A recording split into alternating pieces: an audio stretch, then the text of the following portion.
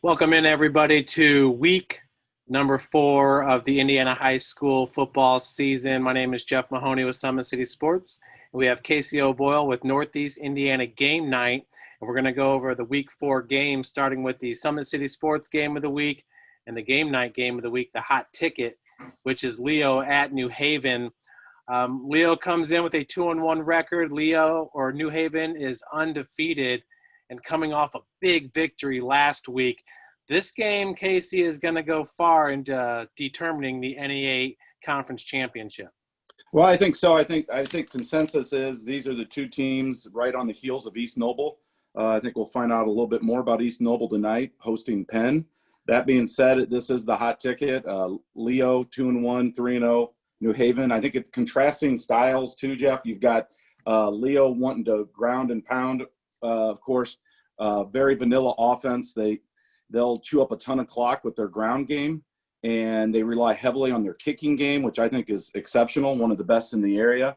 Last week, Carson McCauley was their MVP, had a 48-yard punt average, 3 punts inside the 20, 2 inside the 10-yard line. One of them was a coffin corner beauty, where the coverage guys didn't even have to touch the ball, just rolled out at like the 2 or 3. So he's a fantastic kicker, and they've had some great kickers at Leo through the years. And then on the other side, I think New Haven is a little bit showier, if you will, offensively. They want to throw it around a little bit with junior quarterback Jakar Williams. He's thrown this year for 457 yards, but he's only 26 of 62, so below 50 percentile there. Something to keep an eye on against that Leo defense, which was tremendous last week. Gave up only 8 yards in a win over Norwell. Had a pick 6 from their big 6'7" defensive end, DJ Allen. And so it's a great matchup. We've already talked a lot this year about those linebackers out at New Haven, and they're going to need another big night tonight, I think. Those linebackers, of course, are Isaac Carswell and Dre Wright. Together, they've got probably 45, 50 tackles between the two of them.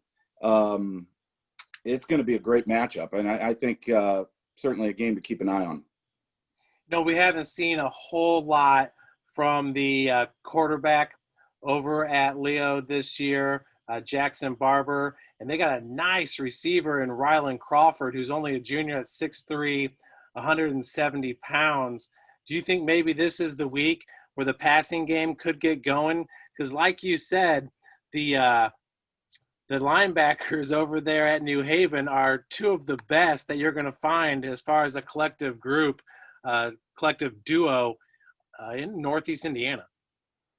Yeah, this may be the week, and you can't help but wonder if these last few weeks the play calling was that much quieter, if you will, in terms of the passing game. Jackson Barber, as you mentioned, just 10 of 16 on the year in 3 games, 118 yards. I mean, Deuce Taylor and Jeff Becker do that sometimes in 2 series. And so definitely a run-first approach for the Leo Lions. Rylan Crawford, as you mentioned, 6'3". 7 of those receptions have gone to him this year for 95 yards. So he's got the potential. He's getting D1 looks. He's got that long frame. And I think this could be the night. I fully expect New Haven to load up the box and make Leo prove to them that they can throw the ball. Absolutely. Well, our next game is going to be Bishop Dwenger at Homestead, another huge game. And you see right here on the screen, eyes open, 9/11/01, never forget. What a beautiful picture right there. You got the blimp in the background, or the hot air balloon, excuse me. But Dwenger is firing on all cylinders right now. 3 touchdowns by Devin Tittman in the first quarter against Southside. They wrapped that game up pretty early. They were tested earlier this year against Northside and pulled off an impressive 27-13 victory. And Homestead's defense last week was outstanding against a Bishop Luers team that is steadily improving. Yeah, it's another great matchup.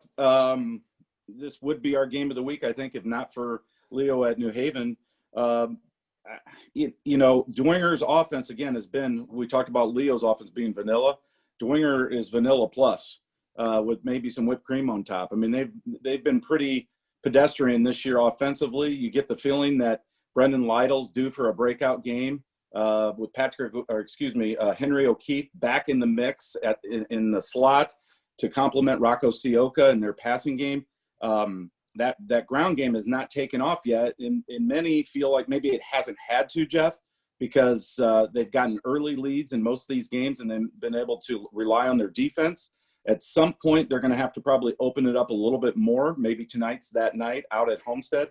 Again, this is a revenge game for the Saints. They lost last year 17-15, which ultimately cost them the SAC title, which Homestead won. So a little payback, I'm sure, is on the mind of the Saints, certainly the returning varsity players.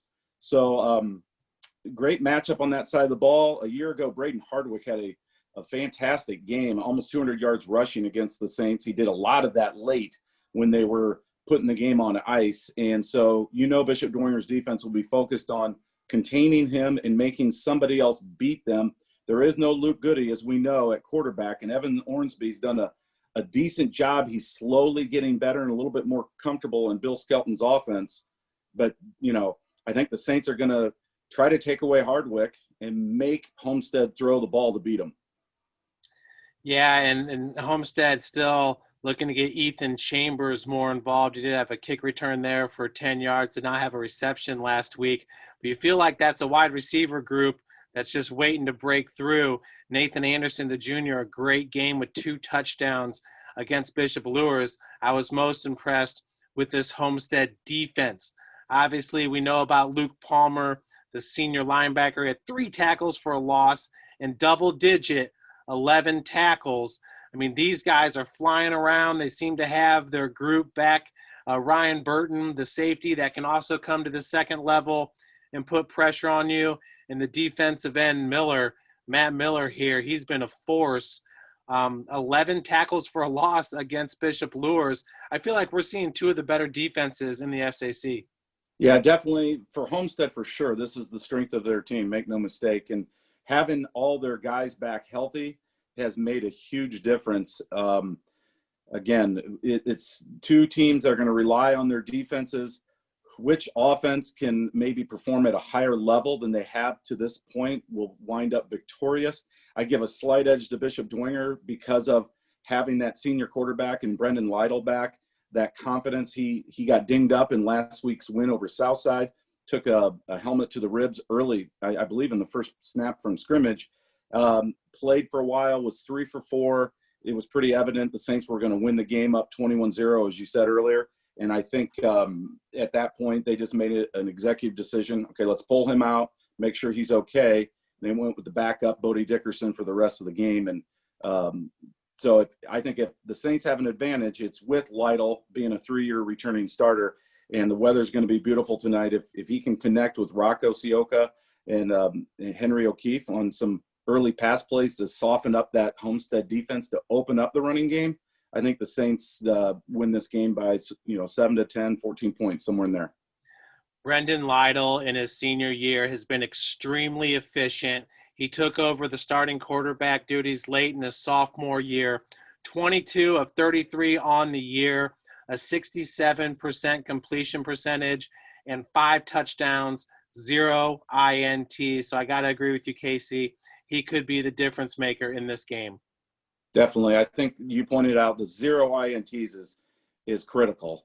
The Saints have really good special teams again. Make the other team drive the length of the field. Don't put your defense in any bad situations. Right now, that's what Brendan Lytle's doing. Absolutely. Wayne is traveling to Northside.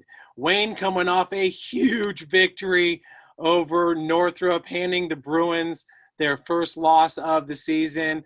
And what a job by their running backs. Of course, Sean Collins made a name for himself last year with Keyshawn Fields back there in the backfield. But it was a breakout game for Chris Thomas, who was playing with a little bit of extra motivation, if you will, against the Bruins.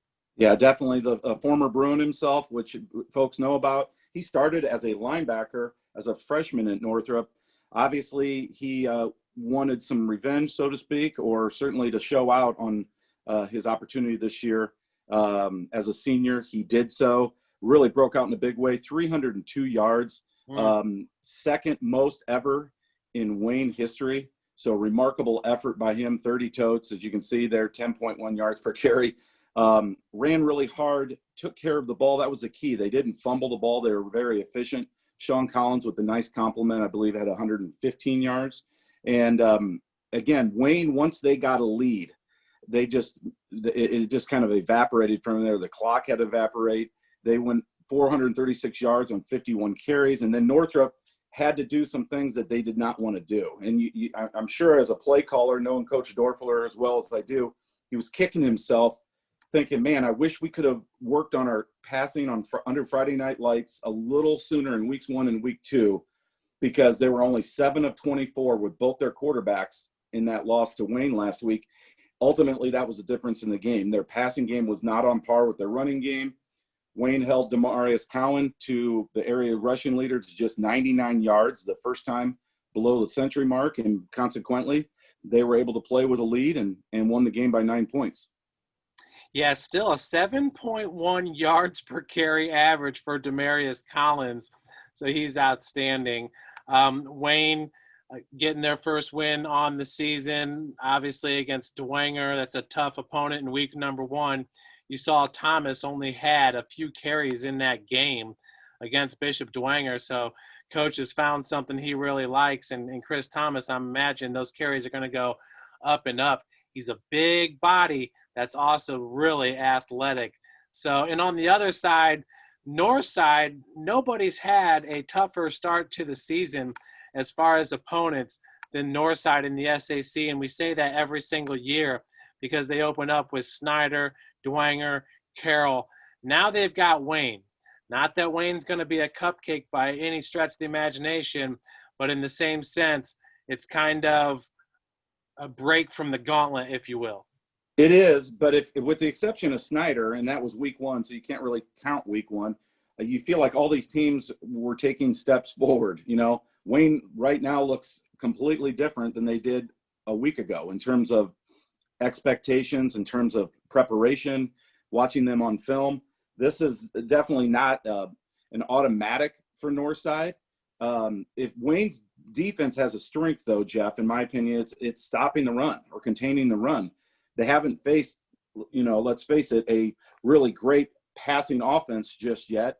So I think that will be the key. I mean, how do they contend with Deuce Taylor and the dynamic receiving core out at Northside? I think that's where the Legends really make hay tonight in the passing game. Again, the weather's going to be beautiful. Wayne's back end has not proven yet to me, and it's no fault of their own. They just haven't faced a real wide open passing attack just yet. I mean, I suppose you could say Bishop Luers, but they gave up 36 points in that game, and Carson Clark threw for 262 yards. What is Deuce Taylor going to do? If Carson Clark can go 14 for 21, 262 yards against Wayne, you got to believe Deuce Taylor is going to eclipse 300 yards or more again tonight. Deuce Taylor's passed for over 300 yards in every single game. A lot of penalties for Northside, upwards of 20 in that Carroll game. And Deuce had tweeted, he would have had 597 I saw that. yards if the penalties were all taken away. That's a pretty impressive number. Yeah, I think it was 22 flags for maybe 198 yards, I believe, is what I was able to research. That's staggering. I mean, I'm not sure off the top of my head I can recall that many penalties, and that's just ones that counted, right? There were a handful that were picked up. So Northside's got to clean that part of it up, and if they do, they're just going to continue to get better. Defensively, they have to improve. Now, the good news is they don't have to see Jeff Becker the rest of the year, right? But they have to get better especially on the back end. They're very susceptible to the pass. I think Coach Causey will make some adjustments over there. They won't, they'll load up the box tonight against Wayne, right? But in future games against passing teams, I think they need to look at some more nickel and dime alignments just to keep teams from throwing all over the field against them. Hassan Lambert's been a warrior for Northside starting this season. One of the hardest working running backs in the SAC, also plays linebacker. LaShawn Miller, another linebacker for Northside. They're going to ask a lot of those two guys tonight up against that rushing attack at Wayne. Bronte Johnson, super excited about this freshman. I don't know the last time I've seen a freshman that can dominate the way he does. And what I mean by that, Casey, he's got 170 receiving yards.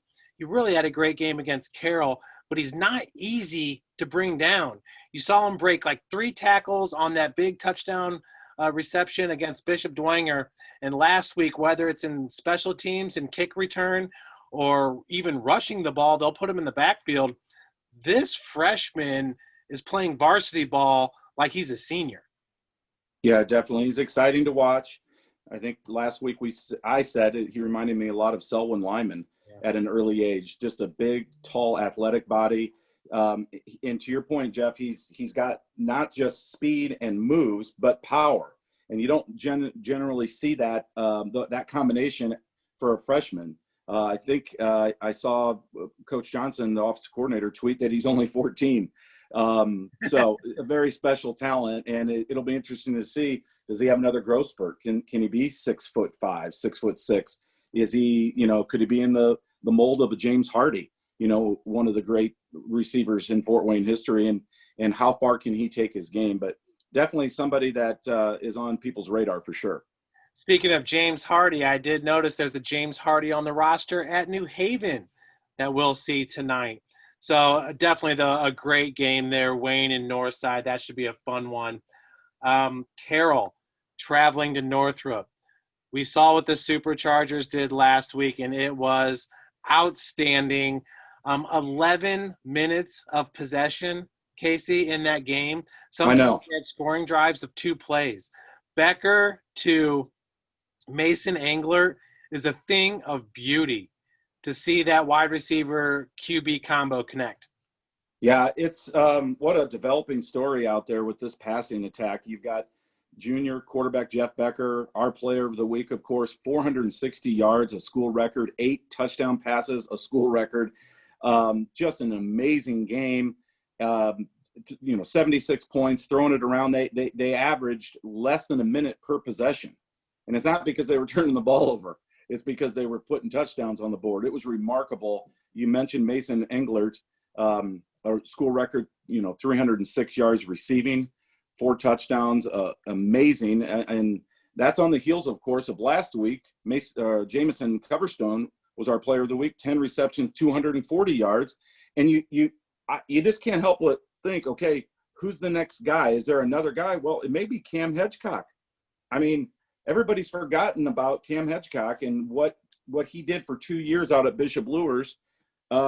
He could be emerging at some point, and if that happens, watch out. And you got Bowden Height on there as well in the receiving game. If Hedgecock becomes that third receiver for them, I don't know how you stop this Carroll offense.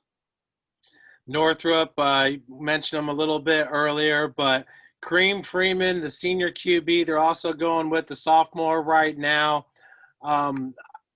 Obviously, this is going to be a tough game for them to win, coming off an electric 2-0 start. If they would have got that third victory, something they haven't done since 1983. But this right here is going to be an interesting game for Northrop, and I got to believe it's all about getting better in the passing game and continuing to move forward as the season progresses. Yeah, that has to be, I think, part of the formula tonight. But by the same token, Jeff, and you alluded to this earlier, 7.1 yards per carry for Demarius Cowan. If they can get 3 to 5 yards per carry with him and shorten the game, right? Work the clock, work the play clock, keep the ball out of Jeff Becker's hands as much as possible, and rely on your running game. Mix in a few passes early downs, play action, simple passes for Kareem Freeman, the lefty, slants, little quick outs, just to keep that defense honest. If you can do that, keep the clock moving, find some success running the ball, which I think teams have had to a certain degree against this Carroll defense, they could hang around. Now, do I think they're going to win? I don't. I think this is Carroll's game to lose. But it is a bit of a trap game because they've got a big one next week against Bishop Dwenger, the Carroll Chargers do. And Landon Hirsch, a freshman, not a sophomore, who's been getting reps in the last 2 games for Northrop. But you got to believe it's the senior Kareem Freeman's team. Yeah, definitely. Kareem's going to be the guy. And they're not going to pass it, I don't think, a ton tonight. They need to keep working on it, clearly. But Demarius Cowan is their guy between the tackles. They did have some success running to the perimeter last week against Wayne's defense. And Coach Sherwood Haydock said that surprised Wayne a little bit. So we could see a little bit more of that. But against, Carroll's defense with those linebackers, their Rover, Tucker Steely, it's going to be tough to get to the edge against Carroll. Next, we want to look at Bishop Luers traveling to Concordia. It's been a tough couple of games for the Cadets after that big win against Southside. The defense is still very solid. It's the QB play ever since Brandon Davis went down. And on the other side of the ball, the Bishop Luers Knights suffered a tough loss last week against Homestead. But wow, that connection with Glenn and Carson Clark is starting to become something really special. Once again, Luers is going to be a force to be reckoned with in the postseason.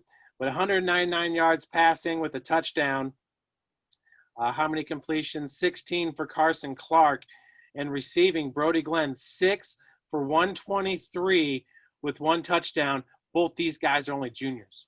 Yeah, Brody Glenn's really emerging as Clark's go-to guy. He's a big play receiver. He's got a big body, high points the ball really well. I thought he performed really well in the scrimmage against Northside, and he's done a lot of good things so far this season. There's a good mark there with his 265 yards on the leaders board here locally. But they've got to run the ball. I mean, they cannot just rely on their passing game yet. They need to continue to run the ball. Ramon Anderson got dinged up early in last week's game, and that really hurt them offensively. Sir Hale ended up having a nice game and an 85-yard kickoff return to open the third quarter, but the Knights couldn't convert. And when I spoke with Kyle Lindsay this week, he was really, really disappointed in his team's toughness and their reaction to Homestead hitting them in the mouth early in the game, Jeff. And he said they just were flat. Their pregame was flat, and it showed, and they dug themselves a hole that they could not get out of. And against a 6A school like Homestead, you can't do that if you're Bishop Luers. They can't do it tonight against Concordia either. I mean, the Cadets, they haven't scored in back-to-back weeks. The first time that's happened since 1997. But Concordia is very capable, and they do have their quarterback, Brandon Davis, back in the saddle tonight. That'll make a huge difference for that offense. And Luers, let's face it, this year they've given up 48, 36, and 38 points. So their defense has been a weakness. With a healthy Concordia team, all their guys are back after missing several a week ago. I think this is a tough matchup for the Knights. Yeah, if you look at all their leading tacklers, outside of Ben Rectanis, who's a senior, they're all juniors. Sir Hale with 10 tackles, and he had half a tackle for a loss. Krishan Menson with 9 tackles. Mason Darling with 10. Isaiah Simmons with 8. Special junior class there, but in the same sense, this is the 2020 season for Bishop Luers, who I think is a team that's kind of on the rise, if you will. They're trending up here in the SAC and really are going to be a force in the postseason. Concordia, you got to believe, once they get Brandon Davis back, they're going to be just fine. Yeah, they're going to be fine, and they're also missing, I think, 2 starting offensive linemen a week ago. At a program like Concordia where you don't have a ton of depth to begin with, especially this year where they are so senior heavy, that's asking a lot. And the young quarterback, Eli Maddox, he did his very best, and he's going to be really good these next 2 years. But right now, this is Brandon Davis's team, and he had to be shut down because of quarantine. Having him back in the mix will do wonders for that Concordia offense. I'm sure Amir Drew is going to be really thrilled to see him back, so people can't focus exclusively on him.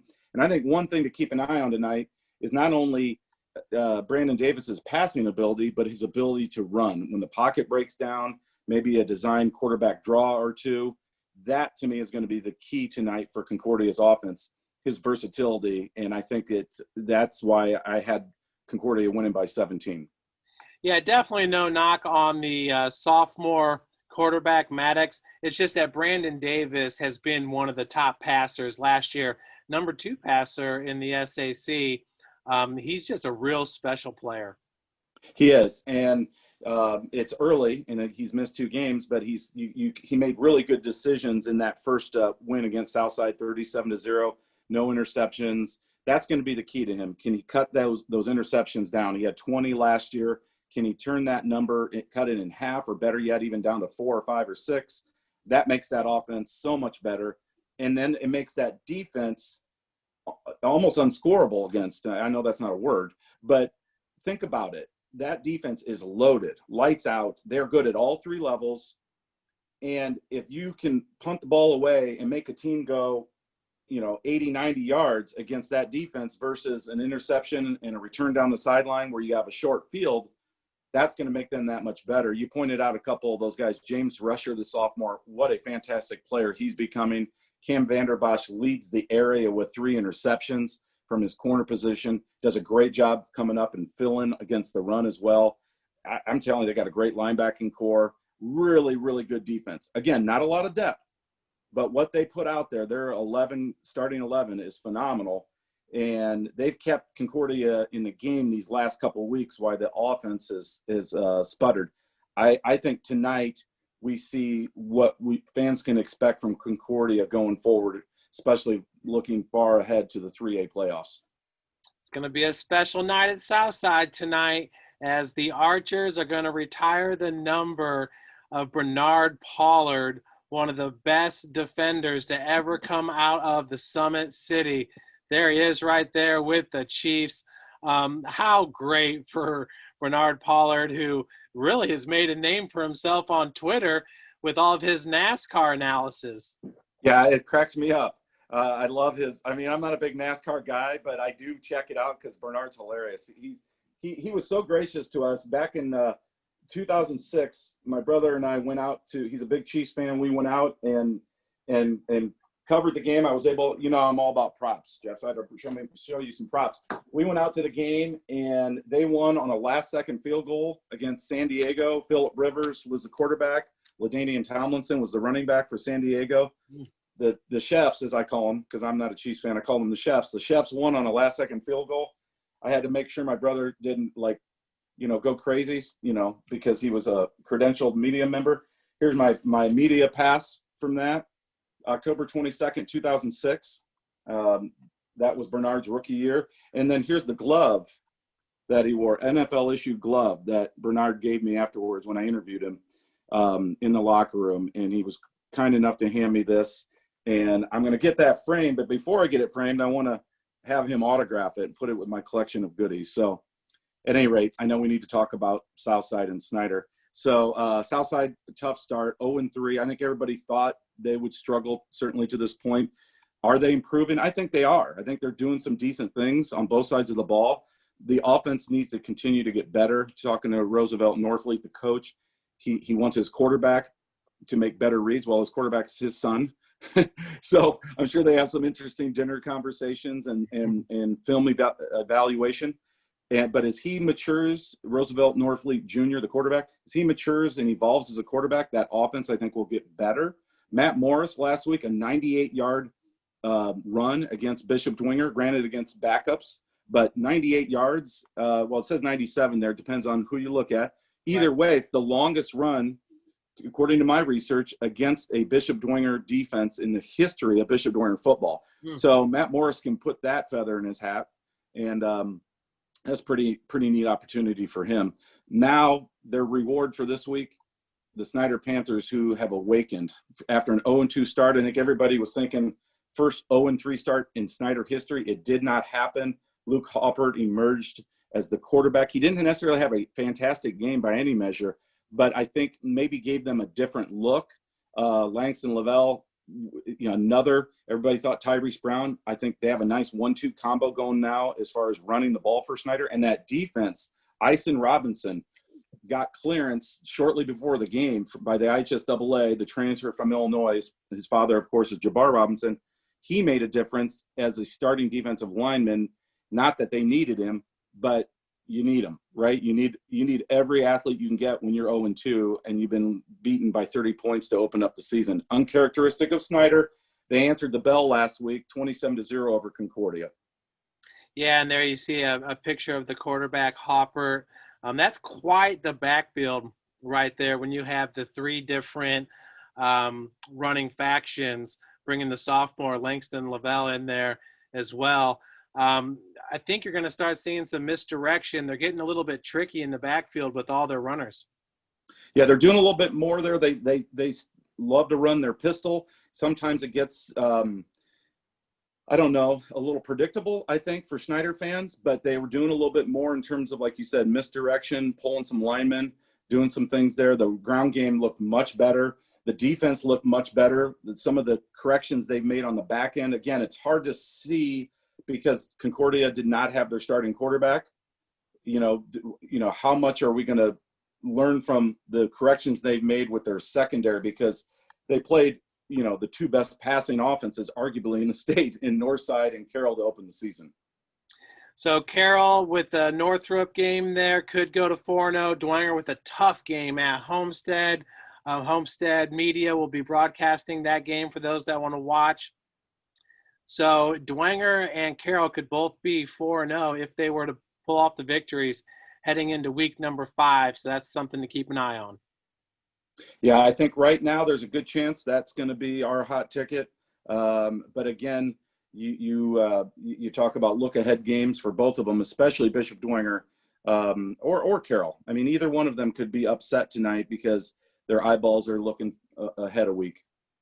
On behalf of KCO Boyle, I'm Jeff Mahoney, and enjoy your Friday under the lights, week number 4. It's going to be a good one. Thanks, Jeff. Thank you, Casey.